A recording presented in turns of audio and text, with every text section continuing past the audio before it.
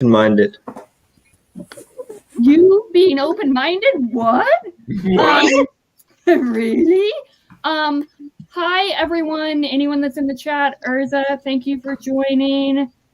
Magus, thank you for joining. Hello. We're starting off strong. Yeah. Okay. It's great. It's totally fine. So, hi, hello. We're going to talk about Dragons of Autumn Twilight, the first book in the DragonLance Chronicles. Yay! Yes. So there might be some other people that may join at some point, but we're just going to discuss the book, however long it takes us to discuss it. And there's going to be no rhyme or reason to any of this. Spoiler warning for the chaos that will ensue. So, with that, listen, you got to expect the chaos when I'm involved. I'm just going to be back here defending myself. Right? All right, so to start it off, let's start off with our expectations and experience. So start off with the expectations, I should say. So our history with the book. So for myself, I read this 20 years ago for the first time. It's the first fantasy book that I got into, fantasy series. It was literally my dad's copies from the 80s that I read, and it got me into fantasy, and I loved it. And that's it. I continued with the Legends trilogy, so that was fun. What about you, Pete? I have no experience with this growing up. I stuck to like Lord of the Rings and stuff. I wasn't raised in a household where D&D was an acceptable term, so I got into D&D in college, and I knew these things existed, and I was like, I think I want to read them one day. Expectations, I had zero. I actually had really, really low expectations, which I think, despite like everybody like, oh my gosh, I love this as a kid. I took that with a grain of salt and was like, okay. I mean, I still love Aragon, and I think it was good for when I read it. But I think if I reread it now, it probably wouldn't live up to the expectations that I had now. So I kind of took that with a grain of salt. And my reading experience was very enjoyable because of that, and also because of my background playing D&D. I understood a lot of the little things that happened throughout the book a little bit more, I think. Right. What about you? I'm sorry. Is it my turn? Yeah. I figured we just, go around the rosy. Okay. So my experience with DragonLance is I have read this. I've read this series probably 5 times over the last 20 years. My public library had a DragonLance section when I was a kid. So whenever there was the summer reading fair that my public library would hold, I'd go and pick up like 5 or 6 DragonLance books and just power through them. So I have read of the like 140 DragonLance books. I've read like 30 or 40 of them. Wow. So I've got a lot of DragonLance experience, mainly in the past. I haven't read this series in 5 years, and my expectations for it. Are you trying to say that 5 years ago you were a child? Yes, that's right. Evie, bring it in. I'm still a child. We all. Despite having a child. Yeah. I am a child raising a child. That's terrifying, Andrew. You're welcome. My gift to all of you. Yes, there are way more than 3 of them. Yeah. All right, what about you, Klaus? Although, actually, I should make you go last. I'm just kidding. Go ahead. Be the child, Andrew, yeah. So, I have never heard of this series before you brought it up. I was expecting sort of this classic fantasy, very tropey, not very character-centered, but more plot-focused, quests, that sort of thing. And this is what I got. Yeah, so these were my expectations. Right. What about you, Joanna?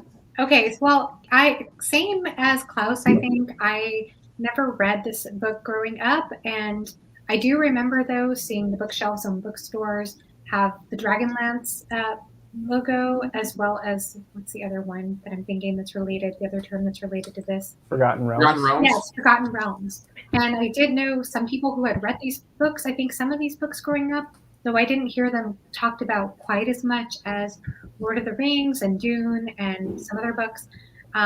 So I didn't really know exactly what to expect, except that I did grow up on movies such as The Dark Crystal and Labyrinth and The Neverending Story and things like that. So I was actually very excited to pick this up because although I was expecting it to be a bit dated and for it to be heavy with tropes, I was still thinking maybe I'll like relive some sort of childhood experience of those movies through this book. And that was kind of the mindset I tried to have going into it. And yeah, so we could talk about that later. Thanks. What about you, Christy? Yeah, I was really excited to jump into this because I haven't read anything like it that was supposed to be like, super just tropey and fun and just like pure fun. Listening to like you and Noah talk about it, I barely even heard of it except my boss at the library loved them as kids. So I was like, okay, I just want to try it. I have no idea what to expect. So starting off, I was just like, oh yeah, the tropes, these are fun. This is cool. And so that is kind of what I expected, but that was my background with it. I had no background. What about you, Kate? I'm so sorry. She's going to bark because it's a new place. And so she's just going to be here with us the whole time. But I read DragonLance back when I was like 11 or 12 years old. And I loved it. It was one of the first like fantasy stories that I read. And so I was really excited to have an excuse to read it again and see how much I loved it as an adult. And oh man, this is the first book I DNF'd in this year. I couldn't do it. I could not finish it. It was just. So I guess I was going to say, so that's probably a good segue. Who actually finished the book? Oh, that makes me sad. It was a soft DNF. I might go back and try to like finish it. I'm definitely going to go for the other ones. But there were just so many other things that I wanted to read. And especially during the readathon month, I was like, I can't get slogged down in this. Yeah. So I will say to kind of talk about my experience on this reread is that I struggled really, really badly with this. I knew it was going to be super tropey. I knew it was just going to be very dated. And I tried to turn off that critical thinking part of my brain, and I just couldn't turn it off. So I wound up buying an audiobook and doing like immersion reading, and that helped me get through it. I still was very frustrated with a lot of stuff, but it helped with at least lessen the frustration of the reading experience. So I just want to put in what the book is it is not a traditional novel. Basically what it was table notes from a D&D campaign that they then fleshed out and put into a book. So the first book has the weakest structure because the next two aren't table notes, they're actually written books, if I remember correctly. Yeah, I was actually I was watching a interview with Margaret Weiss from a couple of years ago, I think. I think someone on the Discord shared the link to it, and she was basically saying that the publisher, what is it, Wizards of the Coast, I think it is, was like, hey, you need to meet XYZ plot points and for the first book, and that's how it's a self-contained story, and well, as much of a self-contained story as it is in that first book, and then it just kind of blossomed from there. So I can understand people not liking the book because it is not a traditional book. Literally, they went and played a game of D&D, which a lot of the actions that don't make sense is just like, why did he just let go of the rope? It was a failed dice. It's just like, see, I could see the dice roll happening. Yep. I think at one point, Raceland actually casts Featherfall. So correct me if I'm wrong, because I have never played D&D. But can characters die during D&D? Yes. Because that freaked me out as hell. That people were supposed to die, and then they are not dying because a new magical plot device pops up. That's also in D&D. It's all There's just that could be the saving DM just not wanting to kill a character. That's one of Klaus's biggest pet peeves. Yes. By the way, I think it goes without saying we're definitely talking spoilers. Like, if you haven't read the book, you're in the wrong place. So, If you haven't read the book, you're in the right place. House. Yeah, I have played D&D since I read the books. Like, I was so young and so this time around, as I was reading it, I was like, this is exactly what's happening. This is what they're rolling. Like, and that was fun for me. And I think I would have continued if I wasn't in the readathon.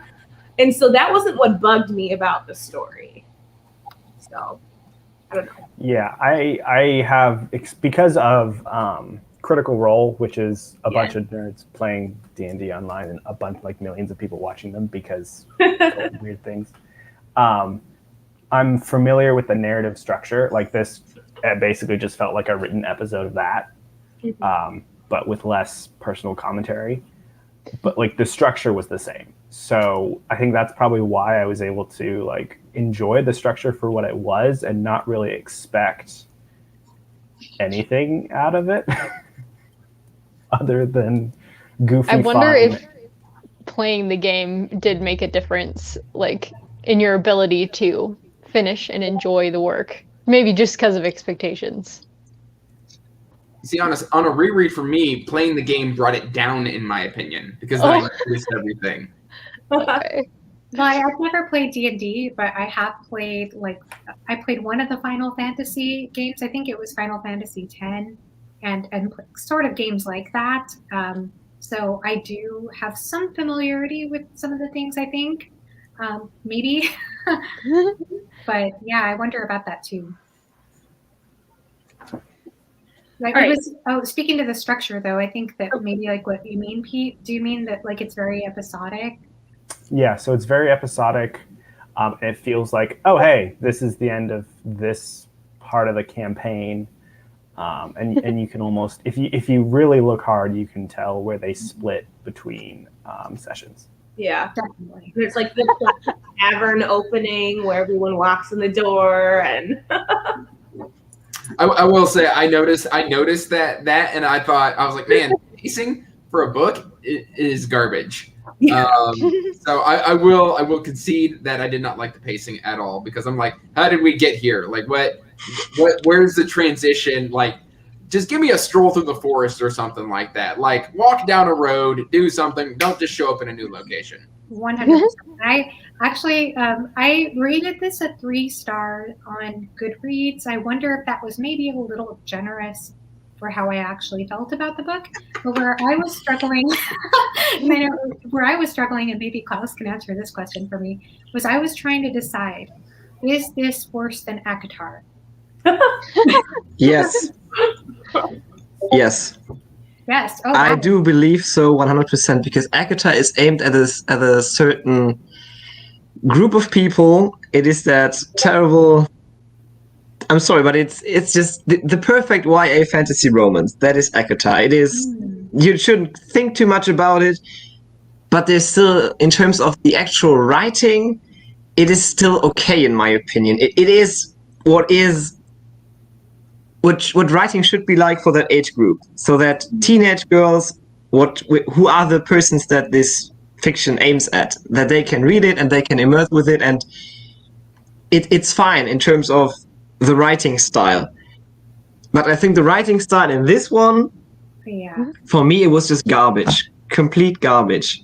I can see, like, if they played the D&D game and they could just sort of wrote it down, but still you can fleshing it out, you can revise that sort of stuff, you can make some build up, introduce some stuff slowly, you can explore the characters better and not do the things that have been done here. So I didn't rate ACOTAR when I read it because I didn't want to read it, and so it would have been totally unfair to rate it because I am not the target group of ACOTAR. But really good fool. Yeah, I think I found this slightly more entertaining than ACOTAR.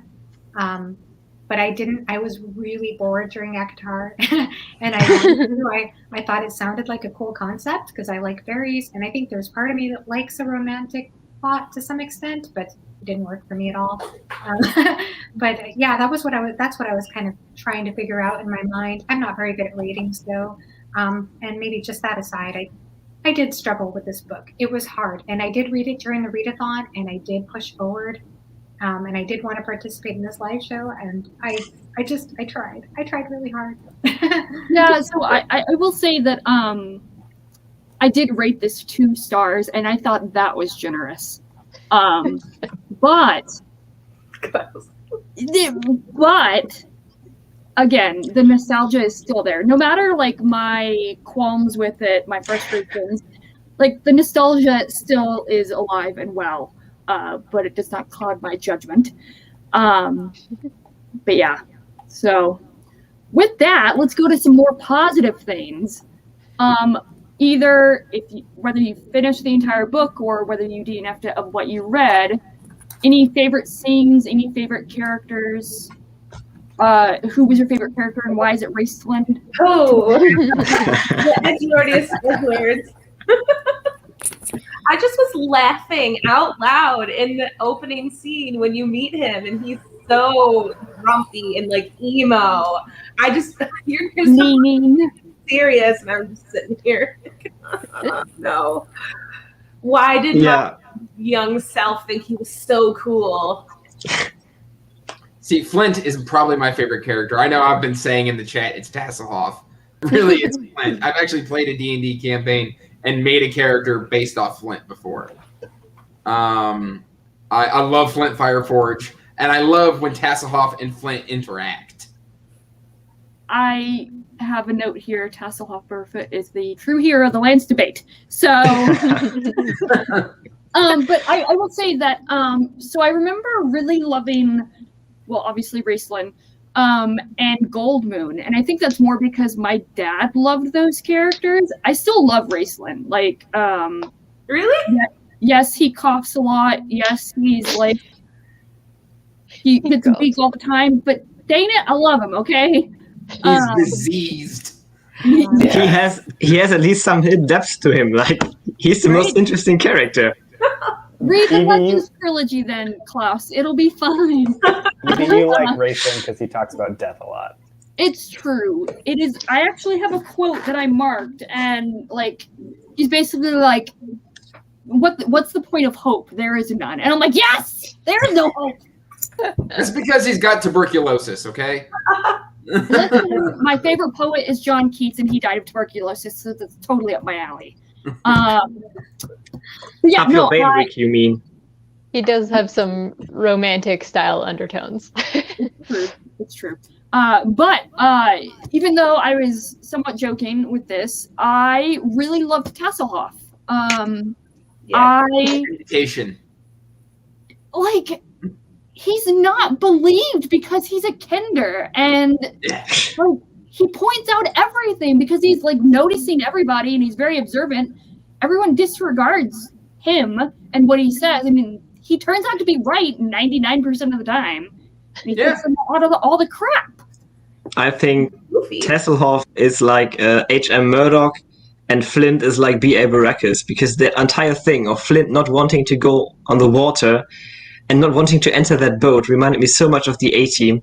Like all the time they had to fly somewhere, they had to knock out B.A. because he was scared of flying.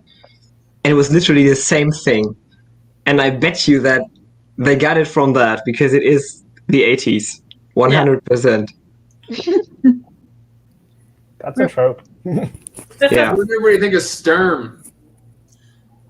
I was so frustrated with Sturm. Like, apart from the inconsistencies with 99% of the characters, I think he had the most inconsistencies of all the characters. Like, I feel like I was getting whiplash with him. Like, he's like, oh no, I gotta stick to my rules and honor and stuff like that. And then as soon as it was convenient for the plot, he'd be like, oh, screw the honor, let's just do this. And then he'd have to do it. The player leaking through. That's what it is. Yeah, that's exactly what that is. That is metagaming. Yeah. And I think he was the most caricature-ish out of all of them, in my opinion. But I couldn't actually keep the characters straight, like who was who, because there weren't any differences except for Tasselhoff and obviously Raceland because the coughing. But Tasselhoff reminded me a lot of Benevik from The Dragonbone Chair by Tad Williams.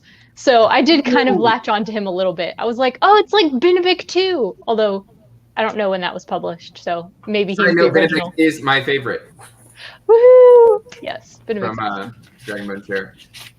I'm actually reading that next month. Yay! Again. Isn't that like 1,000 pages or something like that? Oh, it's ridiculous. It's very long. The last book in the trilogy is like split into. Yeah. Yes, Pete. So long. Join us. Maybe. What about 1988. Kate? What about you, Kate? Who's your favorite character, either in the past or current? This time around, Tasselhoff. As the series moves on, and like when I was younger, I really liked Kidiara, but I know that's not popular. I can't stand Kidiara. We didn't get to meet her in this book, right? Yeah, I was curious about her. Night. What's she like? Oh, maybe She's terrible. She Okay. She is. She's a bad person. I was all about romance when I was younger. She's a female edgelord. Yeah. Like, as Yeah, much like- as Alan complains that An edge lady, yeah. edgelord, And Like- actually, she is that at the worst degree. She is the epitome of female mercenary. I'm actually looking forward to meeting her then, just because this is going to be entertaining. I know she is entertaining. She's awful, but entertaining. So, I guess we didn't even really talk about Tanis, and he's technically, I guess, the main protagonist. What did you guys feel about Tanis? I don't understand him in the leadership role at all. It feels like the player character sat down and said, "Who wants to be in charge?" Somebody said, "I'll do it," and so then Tanis becomes the leader. I mean, that's exactly what happened. That, or he's leading from the metagame side of things. Yeah, entirely possible. Tanis isn't particularly wise. He makes a lot of bad decisions. Like, everyone's like, "Oh yeah, Tanis, you've never led us wrong." He's led you wrong every step of the way. And you know who had to pull them out of that crap and save them? Tasselhoff. Yeah, Tasselhoff did it. Tasselhoff should be the group leader. He's too goofy to be the group leader. Doesn't matter. He could be conniving. But Tanis is. I don't like the whole half-elven thing, because basically Tanis's whole thing is, who do I want to sleep with? Do I want to sleep with the human woman or the elven woman? That's his whole thing. Well, you have to have an external motivator for the internal conflict. Are we trying to do a literary analysis on this book? No, it's not going to work. Was that conflict in himself, like the human woman or was that the only thing that really made him half elf, like distinguished him as half elf? Because there wasn't a lot of distinguishers to me. He is a product he has of like sexual the assault. beard. Yeah. He had like the beard, which cannot be facial hair can't be grown by elves, but he had like the elven ears.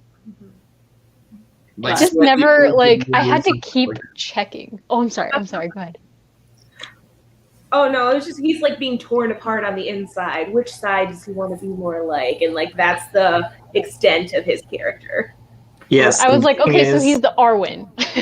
Yeah. A little bit. Yeah, that's a really good way to put it. Yeah.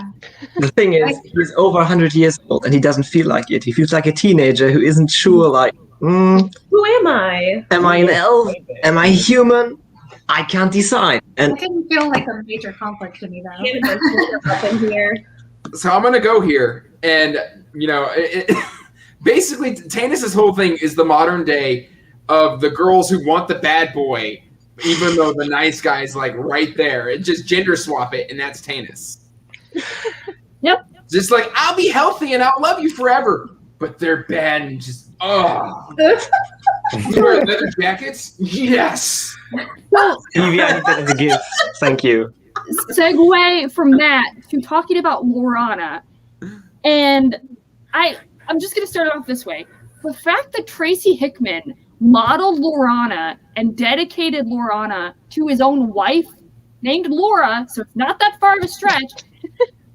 And Lorana was infuriating. Like, just sappy crawling after Tanis. And it was like, no, you have more worth than that. Like, stop it.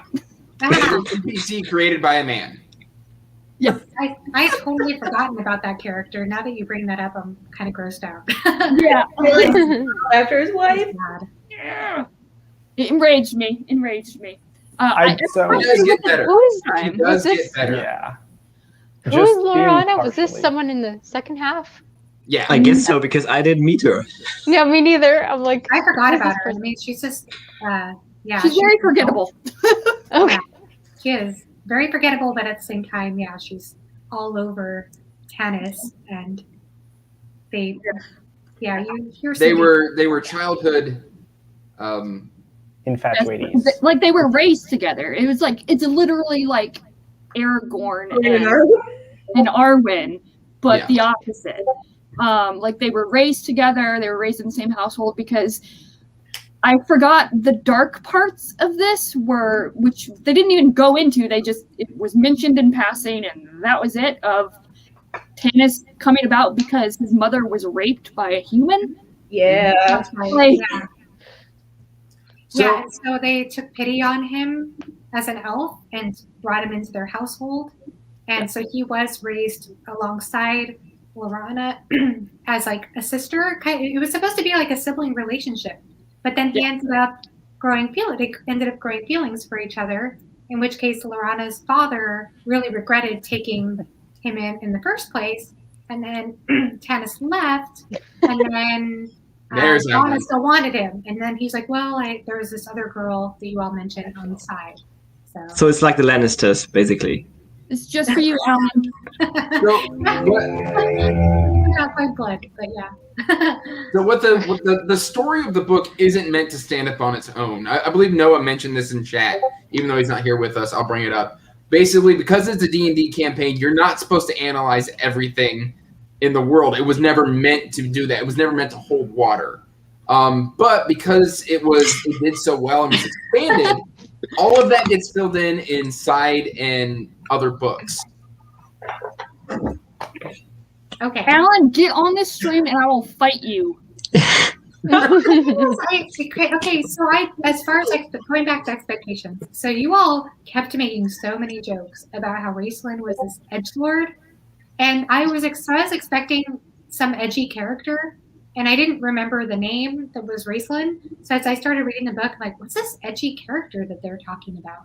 And I got so far in the book when some of you started chatting like, Raceland, blah, blah, blah. And I thought, oh no, that's the edgelord? Like that went over my head. Yeah, he pulls his hood over and you can only see the glittering of his eyes. Okay, because all I saw was, yes. Well, the cop, the sickliness just kind of made him look pitiful to me, like sort of pathetic. And that whole part Once upon a time. where he gives his speech. And I guess when I think of edgelord, I usually think of that's supposed to be like, I don't know, nowadays in a lot of fantasy, the edgelord is kind of the hot guy or whatever. And I was just thinking while reading his character, I just want to get away from that cop. I'm totally, yeah. I'm a little bit. You don't want to catch tuberculosis. No. Also, that whole part where he's giving his mad speech, like, one day I'm gonna be your master and you'll all have to bow to me. And I'm like, dude, what the hell? Why are they even keeping him around if he's just... If I they was all like, believe, where's like that Sturm from? keeps saying he's so evil, like, you bring the evil with you to Darkenwood and whatever, but why are they keeping him around if he is so evil? Like, Because at one point he'll cast Fireball for really high amounts of damage.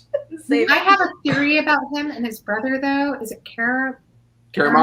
I kept wanting to say cardamom, like this. yeah, same. Mom in my head. I have a theory that they did some kind of magical deal that is what caused this whole, like, which is what's causing Caramon to take care of Raceland. Why he feels kind of beholden to Raceland. I think it goes beyond just being brothers. I have this theory that he did some kind of thing that gave that his brother had to take some sort of I don't know. Okay, I'm off. Never mind. Literally, it goes no further than they're just brothers. It was almost interesting. Oh well. I don't want you to get your hopes up if you ever back up. Literally, they're just brothers. Story. And No. Chairman is just simple and good natured with a good heart. Oh, okay. It's literally he is loyalty personified. I just wondered if there was some foreshadowing, but I guess I just projected it because there was some part where it seemed like he felt guilty. I don't remember what it was. You know what I'm talking about, Christy? Yeah, I got that impression from him too. I was like, oh, is he the real bad guy here? Like, yes, that was what I thought. I kept picking that up too. Been reading too much Malazan. Well, that was also based on D&D, by the way. But a lot better. Well, you see, you can write a good book of D&D, apparently. So Critical Role novels, I would read those. I would read all of them, man. It depends on how good your game is, you know? Well, also, the format has changed a lot in 30 years. I mean, that's true. Almost 40. I don't say that. I don't think, like, if we're going back to the Malazan comparison, it doesn't feel like it's a direct one-to-one campaign script, especially when you look at who Erickson and Iselmont played. Like, the story doesn't directly follow their player characters, like, at all. Considering that one was Kellenaved and then the other was Dancer? Krupa. Really? However Oh, you I want didn't know that. that. Those two were player characters, and I think there's more, but those are the two main ones that I know of. So, considering they took a lot of different liberties with their games rather than just saying, hi, I'm just going to give you this campaign transcript. Well, and also Gardens of the Moon started out as a movie script instead of a book. That. Yeah. I didn't know that actually. As a screenplay. It was made into a screenplay and then they made the screenplay into a book. Correct. Yeah. A little roundabout. Yeah. I hope that Dragon Wing and the other Hickman and Weiss book that we're going to be going into is going to be better than DragonLance. So, I don't know, Alan, chime in the chat. What do you remember from your young days of reading that? But I will say that I read Margaret Weiss's Star of the Guardians in high school, again, almost 20 years ago. And from what I remember, it was a lot more concise. It definitely felt like a space opera thing. Oh, Alan's here. Ooh. yay! We need to represent. Hello, Raceland hate here. I'm off with hate. The man is here to defend Sturm Brightblade. A black square is here to defend. I like Sturm. I love. Sturm's the worst. I bet Alan loves Sturm because he's so honest. And He does love Sturm. So, don't you, Alan? okay. No introduction, just straight into. When I was a kid, I didn't like Sturm till book 2, and that's just because I know what goes on. Sturm has character arc in book 2. Now I like Sturm in book 1 because I appreciate the characters who are trying to keep the irresponsible characters from going off the path. Sturm yells at them because they deserve to be yelled at. Tasselhoff is a child who can't stop grabbing the merchandise in the grocery store aisle. That is why Sturm yells at them. Everybody from doing like by doing it. Alan, Yes. you being a teacher has affected your view of these characters. Yes, Sturm is the only one who's doing what needs to be done. Look, I like Sturm. Sturm's interesting. I think Sturm has a good character arc. Raceland, like I said, Raceland's that kid in high school who swears he's a vampire and is always like wearing like dark clothes and is like, oh, I can't. Oh, the sun, it burns me. And it's just like, Vial around his neck with fake seriously. And you know, at lunch he plays like Under the Terrace, plays Magic the Gathering with his other Darklings or whatever. Hey, I like Magic the Gathering. There's nothing wrong with Magic the Gathering in and of itself. It's when you combine magic with all of that. And so I also like Flint. I really like Flint Fireforge. But comparatively, like if we're talking about, I don't remember enough about the Deathgate cycle. I've read it twice, but I remember it being very, very different than Chronicles in that like it just did not feel the same as Chronicles at all. It's much more adult for sure. But I don't know about the writing. I've had Dragon Wing out and like looked at it and just like read some sample pages and stuff, and it doesn't seem Dragonlance-y. But I read Chronicles, and then that's the only Dragonlance I read. Well, no, that's not true. I read like the companions, like each of like the characters get their own like books written by various people, and those are of varying quality. Is Kitiara in this first book? No. Okay, well, she's the worst. That's what they were saying. Yeah. I hate Kitiara. That's what like Alan's saying is these are table notes. The first book is table notes only, and then they actually went and wrote novels for the second and third. Yeah, it is very D&D, but like in the 90s, in the early 90s, there was not a lot of fantasy out that wasn't like that wasn't like a complete and utter like Tolkien clone, in not just like, I know D&D is Tolkien clone, but like in style, like to where it's all very wordy. And, as a teenager, I didn't like Lord of the Rings because I'm like, oh my gosh, get to the freaking point. I love The Hobbit, but like Fellowship of the Ring, I'm like, who cares? Like, who cares that this dude turns into a bear? I don't. Who cares? Oh my gosh, Samwise, shut up. But as a kid, as the nerdy kid who played D&D, like there wasn't, we live in a world where fantasy is not stigmatized the way it was in the early 90s. Like it just wasn't. I had a book cover, which already is bad enough, but I had a book cover that would cover up what I was reading because I didn't want people to bother me. And it's just not like that now. And so this is what we had. And it's not great, but as a kid, like when you're writing stuff, reading stuff, like this is as good as it gets. Like you don't know that it's bad when you're young. At least my brood didn't. Maybe they educate people better in Germany, but in America, like you didn't know. You didn't know it was bad, And the thing is then when you start to write, you write like this. Like this is what you do. This is what you know. And then you get older and you go back and like, oh my gosh, you don't need a dialogue tag. I can just put an exclamation point and not write shouted, and that conveys the exact same thing. Are you listening to me, Stephanie Meyer? You don't have to say quietly. You can just say whispered. But you don't know that stuff starting out. The Forgotten Realms books I thought were better written, but even as I got older, I started to be like, these are kind of juvenile written also. But again, this is just what we had. They were juvenile until Dragonfire was introduced into the picture, and then suddenly it was like real gory. Is this the one with Verminard? Yes. That's Verminard, right? Yeah. Yes. Yeah, I liked Verminard because I always liked the villains.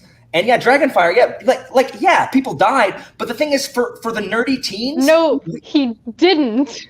That was the thing. That's the thing. He didn't die. He was burned, and you could see his half of his rib cage was open and whatever. Is this Verminard that got burned? No, Riverwind. No, Riverwind. And I'm pretty sure it was dragon acid, not fire, even though they didn't really say Oh, it, what? 'cause What? he's a Was it a Probably. black dragon? I Yeah, was skimming Black by that Dragon. point. Acid breath. Black dragons have acid breath. And Gold Moon, okay, so Gold Moon's a cleric. She just casts some kind of protection spell on him. It's like, if you play D&D, you don't question it. You're like, okay, because like otherwise you could never fight a dragon. You would die instantly. No, you have hit points. It didn't take all his HP. And he was down to 1 hit point. That's what it was. what? That's what 1 hit point looks like. I mean, seriously, like, I don't know what kind of protection. She could have cast protection from acid. That's a second edition, because it's second edition. Second edition D&D spell, protection from acid. That's literally what she could have done. But I get, if you did not play D&D a lot, none of this makes any sense. None of it means anything. Like, it is for people who play D&D. Like, that's what it's for. And so, Klaus, if you did not play D&D as a child, I can understand that this is all garbage. Like, Well, I was saying that I have never played D&D, but I was a LARPer, and I LARPed? yeah. Awesome. So I was that nerdy, and I was pretty proud of I being wrote nerdy Lord of the fantasy. Rings fan fiction. That's what it is. And I've also played some video games like Final Fantasy X. Yeah. So some of these concepts are not totally new to me about like healing ability and things like that. But you know what you were saying about the writing style and everybody trying to be Tolkien back then. I think that was one of the things that made me cringe so much. And I don't know if this was, did anybody else pick up on this? I felt like Yeah, the writing was trying to be archaic at times. I'm like, why? And I don't know. I can't think of it. I know Klaus pointed out to a number of examples in his video. I caught two examples of what were like either it was a homage to Tolkien or was this blatant rip-off of it. One thing was when Raistlin activates his light and somebody else says that's as good as announcing our presence for 20 miles. That's like the thing that Gandalf says when they are passing over Caradhras. It's the exact same thing.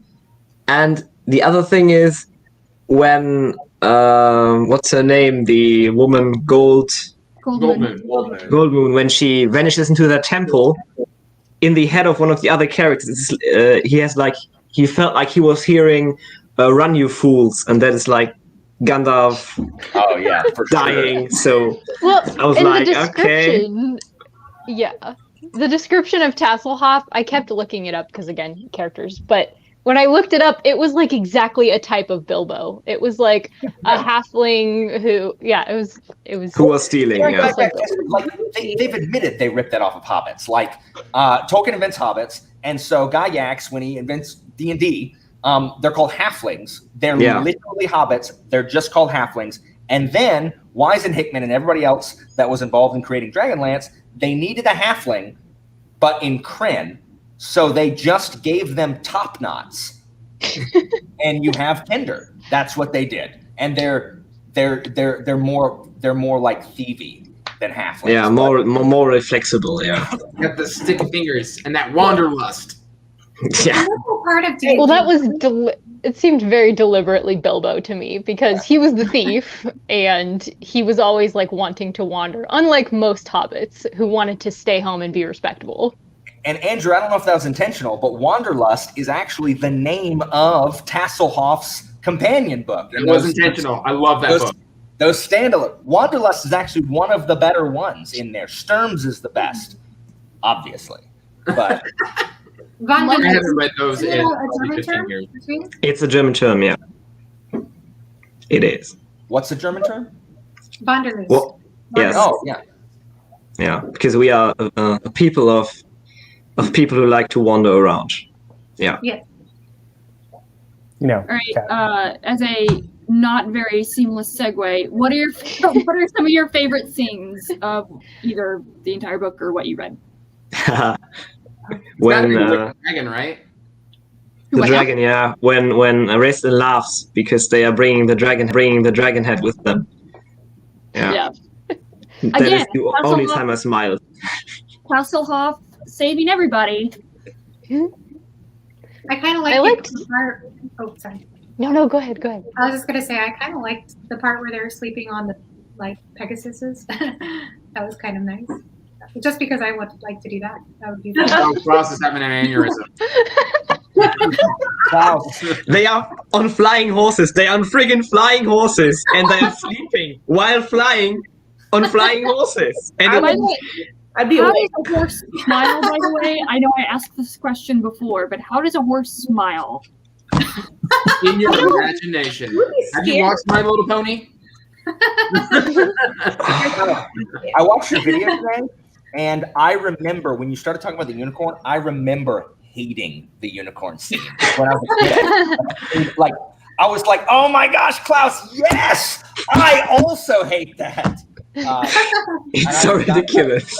But like my first D&D, like I played D&D one time. I've been a DM since I was how old am I in 5th grade? 11? I've been a DM forever, but like we stayed with these kids in the summer because my mom was working and he was a DM and he played. And because I read these books, I played a Draconian, which you can't even do because they're evil. But I was a Bozak Draconian and I was a wizard. And like this was just so influential on my fantasy journey, these books. And I know they're not good. Like I know. Like I know. I have a question then. Alan, which is worse, this or ACOTAR? Oh, ACOTAR's way worse. ACOTAR was never good. This was all we had was Robin Hobb, which as a teenager I didn't want to read. Raymond E. Feist, which I tried to, and is boring. Oh my God, it was so boring. Oh. L.E. Modesett, it's just freaking Robert Jordan, but like with a different name. Boring. Eye of the World. Oh my gosh. I am in middle school. I don't care. I don't care. And so this is what you read. Stuff happened. Interesting things happened before 800 pages. Like, you know. I just bring this up because I asked this earlier, and Klaus said, hands down, ACOTAR is way better than this book. He's because wrong. It was made for a target audience, and it sold perfectly. It was marketed perfectly for young teenage This did that exact same thing. Klaus, how old are you? How old What kind of question is that? How old are you? No, I'm just taking your point, Alan, because I 28, think I'm 28. A strong case for that. Why this is really something that is special for those who grew up with D&D, who grew up with it. So this does have a very special place and is very in the market for fantasy readers. And Klaus is a decade younger than me. This was for us who grew up in the early 90s looking for anything to freaking read. And this was your lifeline. I get it. Yeah. I'm in the middle age range between Klaus and Alan, and this was I read it when I was 12, 13. It was my first fantasy book. And I think if you read it in that age range, you've never read fantasy before, you're going to just eat it up entirely. Yeah. I don't know if it's something you could read as an adult if you didn't like fantasy. I think it is something that you had to read in that sweet spot age of 12 and 13, right there as a prepubescent kid. And as a boy, you're just like, ooh, Lorana, ooh, Goldman, ooh, Tika. Is Tika in this one? Yes. Yeah. There's a spicy scene in one of the books between Karaman and Tika, and it's just like, ooh. Oh, the kissing scene where they get blood in each other's mouths. No. When Tika gets her armor and Goldmoon's like, no, Caramon, I'm going to help her with her armor. And he's like, oh, I can't help her with her armor. Yeah, and then is the Sylvana scene in this one, or is that in book 2? Book 2, I think. The scene with Sylvana, she's the moon elf who's and they come across her naked bathing, and you're just like because the freaking chapters have pictures in them, and it's like a silhouette of a naked girl on a rock. And this is the equivalent of the male ACOTAR. This is like the male experience of ACOTAR. Yeah. No, the male ACOTAR is Melis. True, Joanna. Oh my gosh. That might be right. That might be right. In my review, I did give the book 4 stars, and I said one of those stars is straight up nostalgia. Oh yeah, 100%. That's why I didn't read it this time around, because I knew. I had other stuff I had to read that I wasn't gonna like, and so I just I knew it wasn't gonna hold up, because I read so much R.A. Salvatore after that, and I even moved away from him because I'm like, I guess, but nostalgia, these books defined an era for me, and Evie knows, they were so influential, even though we've moved past them by now. And I mean, people could enjoy them. It's just I, like Klaus, would wonder. I would have a hard time recommending, because I don't think people would. I suppose it's possible, but I don't know. I read them as a kid, so yeah. I was saying earlier that I just couldn't turn off the critical thinking part of my brain. Otherwise, I think I would have completely enjoyed it, wholeheartedly. Yeah. But I will say that, with the moments of kind of darkness that are very much alluded to and are not even pursued, I forgot about one scene that broke me when I originally read it, and it tore my heart to pieces when I read it again. And it's anyone that DNF did, it's toward the end, but it's when Flame Strike is with the children, and she's battling with the other dragon. And she's like, don't take my children, and she's just having flashbacks. And I'm like, oh yeah, this is actually pretty sad. I remember that part. Was Flame Strike a red dragon? Old red lady dragon. I don't remember. Freaking Wise and Hickman. Red dragons are evil. They are evil. They are evil. I forgot 2 of my favorite characters. One was Fizbin. And Fizbin is the best, actually. No. Fizbin is fantastic. Don't let Alan start talking. Fizban. Can I do Fireball here? Fizban was good when he was the doddering old wizard. When freaking Wise and Hickman wanted, like, I can't even say it because it's just spoilers. Fizban. I know what you're talking about. This entire thing's a spoiler discussion. It's fine. For the rest This of is the spoilers series, for the trilogy. Oh, well, never mind. Just kidding. it's not only spoilers. Freaking, I hate what Fizban, what they tried to do with Fizban because, like, I hate Fizban. I like him in book 1. I hate him after book 1. It's Boo-boo. Oh, that's what I DNF'd it. That's the exact page I DNF'd it. I forgot about Gully that. Dwarves. But yeah, you hate Raceland. Boo-Boo and Raceland are the best, like, combination. Boo-boo makes Raceland bearable. It was so funny to picture this edgelord saying the word boo-boo. Like, I love Boo-Boo. I forgot about. Oh, it's so nice. Boo-Boo and the Gully Dwarves. Boo-boo's the best. Boo-boo, I think, is the shining light of the entire book. Frankly, Tasselhoff can go bite an old carrot or something. Oh, Compared to Boo-Poo. Boo-Poo's amazing. Whoa. those be strong words. Where did you DNF it, Christy? I was at, well, let me see. I'm just like looking because I liked the Broken City, so I read through that because I thought the setting was really cool. I was just like, wow, all the like waterfalls and all that. That looked really cool. I think it was like chapter 21 is my last note. You were almost done, I think. I was at like 62 or 63%. I should have done I did a count of this at one point, but I thought of Alan's Akatar vlog because of how much he was bringing up the flower words in Akatar, because I just kept seeing the word marble as a description over and over and over again.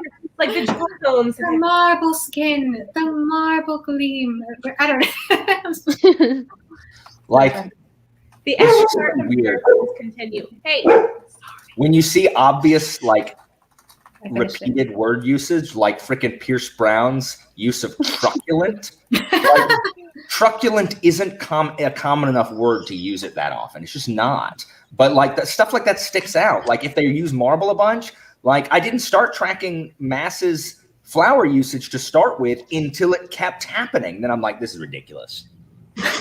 John Gwynn's and or undulate. I don't like John Gwynn saying huh when he means is like he means grunt, but he writes it as huh. And huh to me is someone being like, huh, or huh? Not as what, like, I said that in my review. It bothered me. I'm like, stop writing huh, please. Yeah, the word undulate, I think, is abused by a lot of authors these days. I don't know.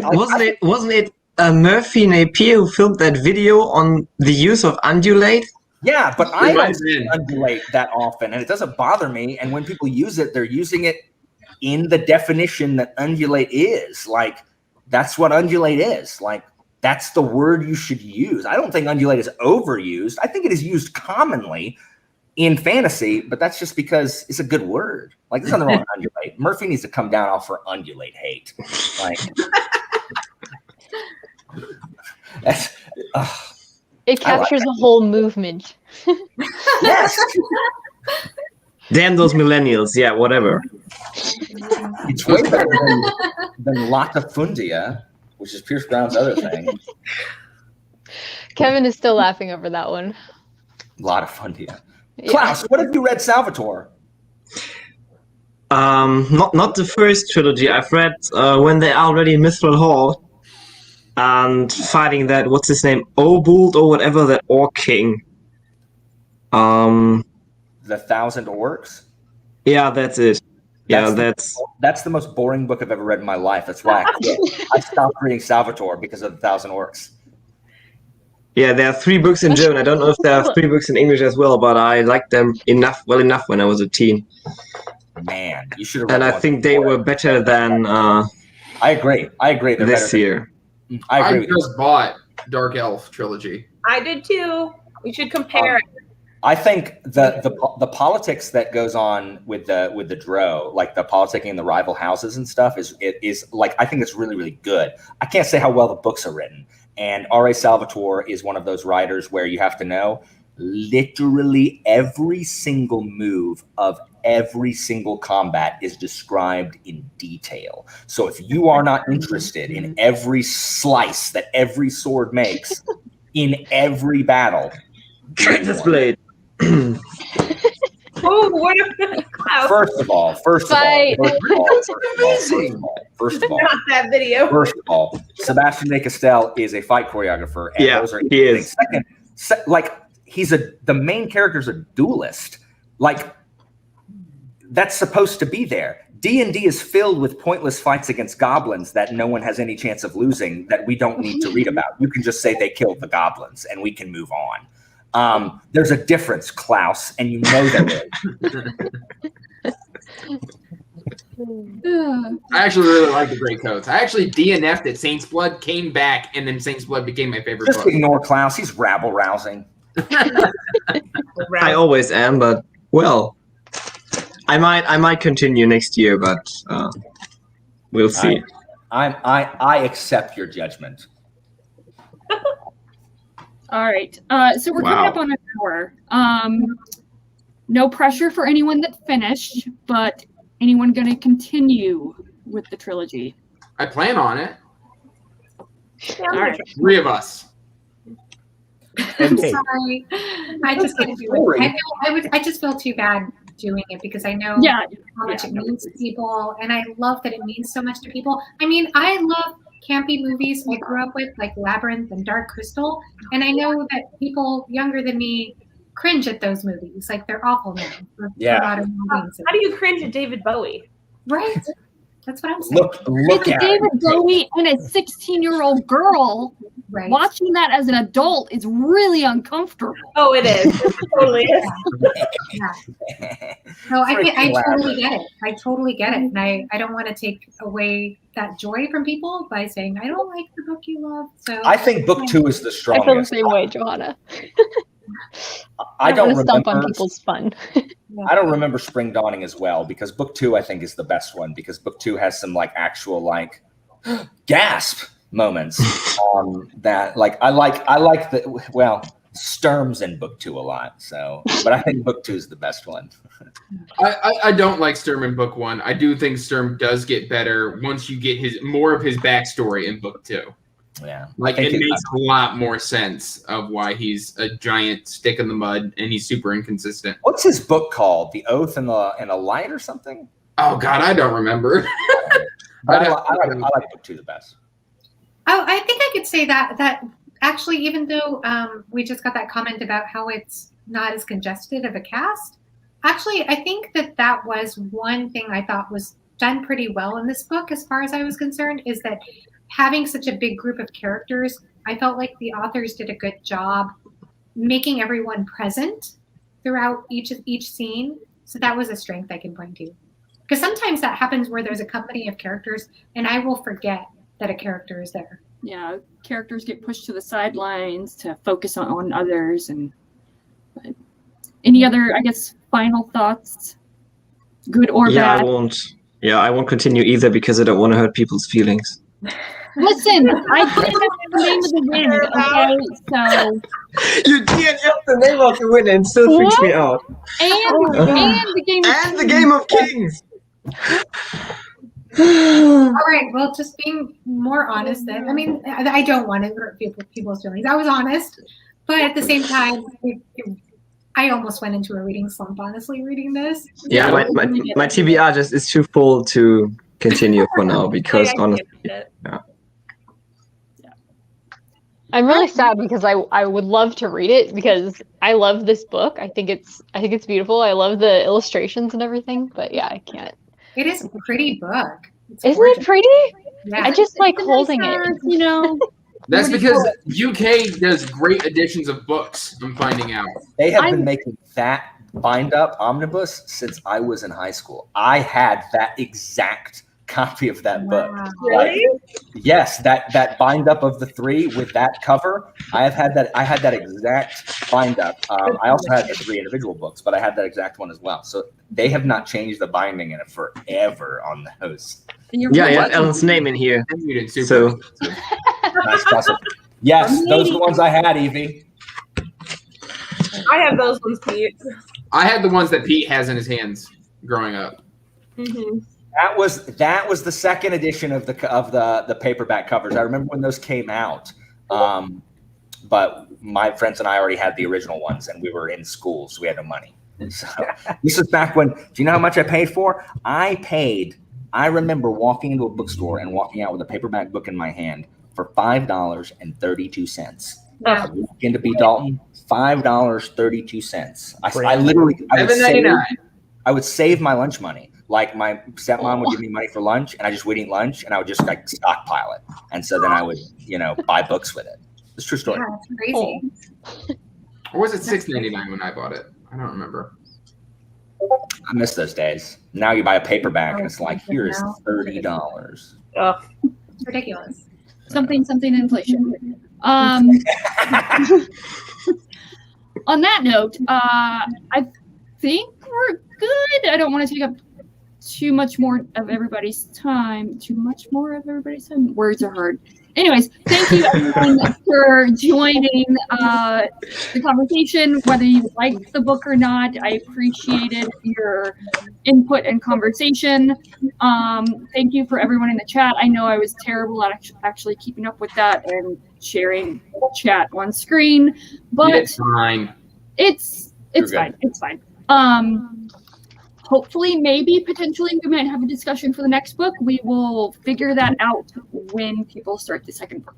And I'll have that posted whenever. Thank you again, everyone. Have a great afternoon, night, whatever time you're in. Bye. Thank you.